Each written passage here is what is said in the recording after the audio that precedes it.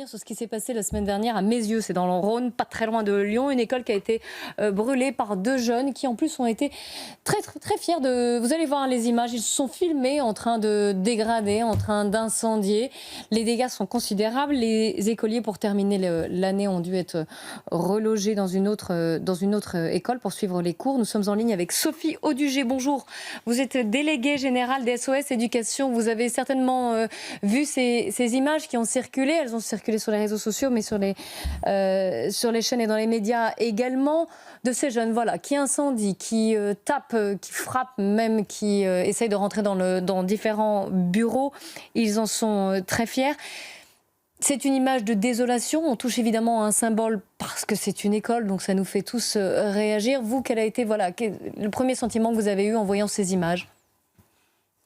Bonjour, merci de nous donner la parole. Écoutez, ça nous a fait penser évidemment à ce qui s'était passé l'année dernière au moment des émeutes. Vous vous souvenez que de très nombreuses écoles avaient également été attaquées.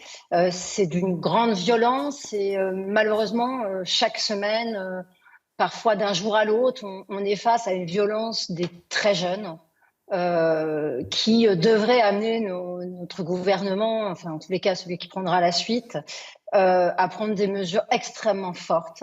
Parce que vous évoquez évidemment cette école qui brûle. Quelques jours avant, on a une jeune fille qui est atrocement violée à 12 ans par des jeunes qui ont à peine 13 ans.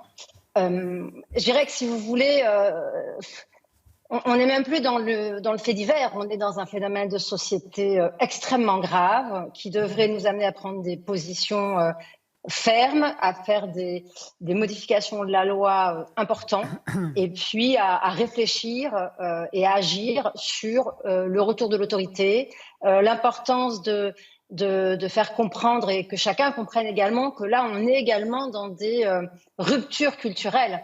C'est-à-dire que vous l'avez très bien évoqué, il n'y a aucune culpabilité, bien sûr. Il y a même une fierté. On est vraiment dans quelque chose qui va faire valoriser les jeunes. Donc là, ils sont fiers de ce qu'ils ont fait. Ils ont le sentiment que ça va accroître leur sentiment honorifique.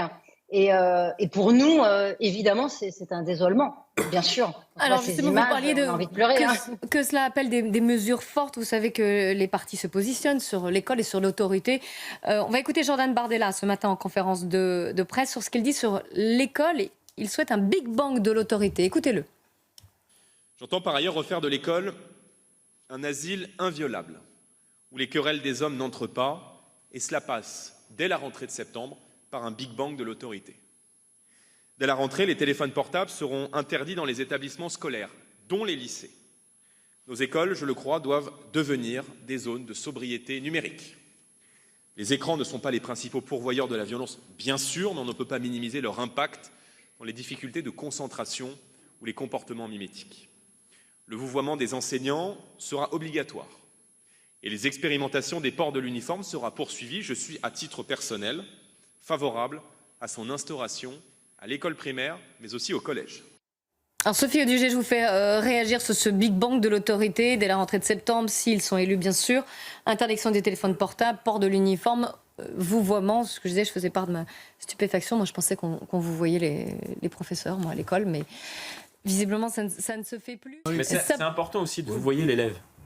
Non mais oui, d'instaurer cette distance entre le professeur et l'élève. Pourquoi je dis ça ? Tout simplement parce qu'il y a un rapport de sachant et de... Non mais on a vu ces dernières années, et même ces dernières années, ça remonte jusque-là, des représentants de la classe politique, et notamment d'ailleurs du gouvernement, tutoyer les élèves. À partir du moment où vous instaurez un lien presque affectif avec un élève en lui disant comme si c'était un camarade presque, ça va, tu vas bien, comment ça se passe, t'es bien à l'école, tout va bien. Bien évidemment, il y a une perte d'autorité vis-à-vis du représentant supérieur. Et donc je pense que votre... on va réagir Sophie Audugé justement.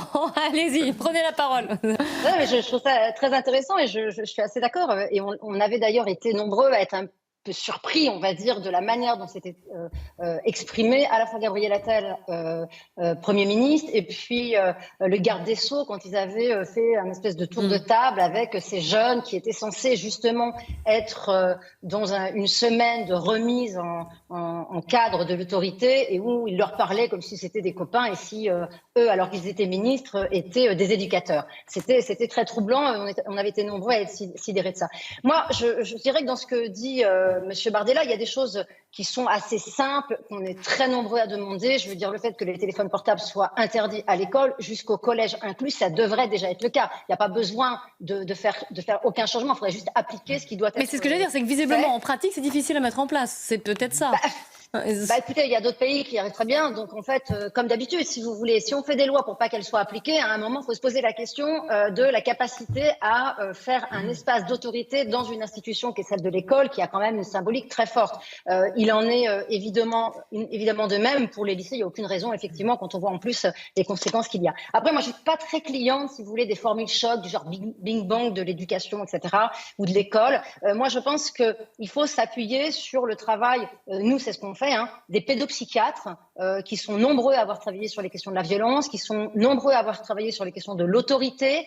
Il y a aujourd'hui une violence endémique en France qui a touché notre jeunesse, qui la touche de plus en plus tôt. Aujourd'hui, elle est présente dès la primaire. Elle n'est pas traitée en primaire, c'est-à-dire qu'on laisse évoluer des enfants avec énormément de violence en eux, et on commence à se poser des questions quand effectivement ils ont grandi et que cette violence qui était déjà psychiquement, structurellement en eux, eh bien on la voit se manifester parce qu'ils ont la force physique qui permet de vraiment faire du mal aux autres. Donc ça, si vous voulez, il y a un enjeu à ce niveau-là qui n'est pas que le côté de resanctuariser l'école. Enfin, je veux dire, la formule de l'école est un sanctuaire, nous, on l'utilise beaucoup aussi, mais si vous voulez, malheureusement, je crois qu'on n'en est même plus là. Alors, sachez que Gabriel Attal avait également abordé cette question, en tout cas aussi sur un plan judiciaire, de la problème de justice des mineurs. On va voir ce qu'il dit. Il était ce matin l'invité de CNews et Europe 1.